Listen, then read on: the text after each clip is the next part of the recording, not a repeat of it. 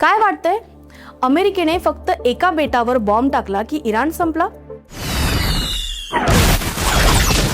विषय एवढा सोपा असला असता तर आतापर्यंत कधीच खेळ खल्लास झाला असता, पण तसं काहीच दिसत नाही. आज आपण बोलतोय खार्ग आयलँड बद्दल.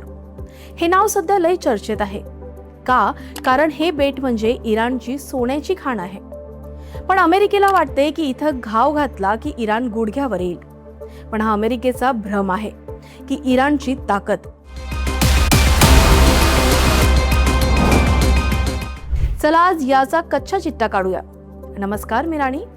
बघा, खार्ग आयलँड म्हणजे काय साधीसुधी जागा नाही. इराण जेवढं तेल जगाला विकतो ना, त्यातलं 90% तेल एकट्या याच बेटावरून जहाजात भरलं जातं.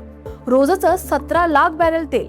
विचार करा, इथं जर काडी लावली तर इराणच्या खिशात जाणारा पैसा एका झटक्यात खाक होईल. म्हणूनच अमेरिका टपून बसलीये की इथंच सर्जिकल स्ट्राईक करायचं. पण इथंच खरा गेम आहे. अमेरिकेला वाटतं खार्ग म्हणजे इराणचा शेवटचा स्टॉप आहे. पण इराण काय कच्च्या गुरूचा चेला नाही. त्यांच्याकडे प्लॅन बी तयार आहे.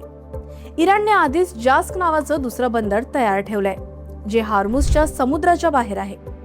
खार्ग बंद झाला तरी इराणचं तेल पूर्णपणे थांबणार नाही.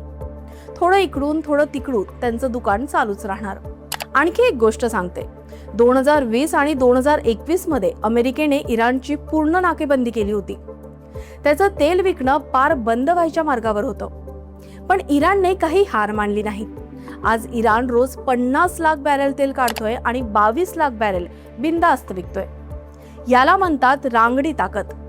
परिस्थिती कशीही असो, इराण स्वतःला ढाल बनवून उभं राहायला शिकलाय.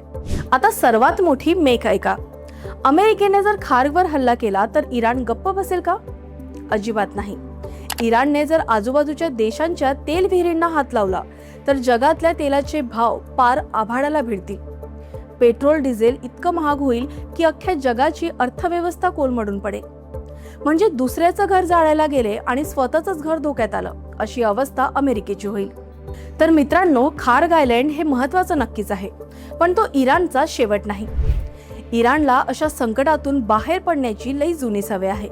तुम्हाला काय वाटतं, अमेरिका खरोखर इराणवर हल्ला करण्याचं धाडस करेल का, की हे फक्त शब्दांचे बुडबुडे आहेत? कमेंट्समध्ये तुमचं मत नक्की सांगा. आणि असेच रांगडे विषय सोप्या भाषेत समजून घेण्यासाठी आपल्या चॅनलला फॉलो आणि सबस्क्राईब नक्की करा. भेटूया पुढच्या विषयासह. धन्यवाद.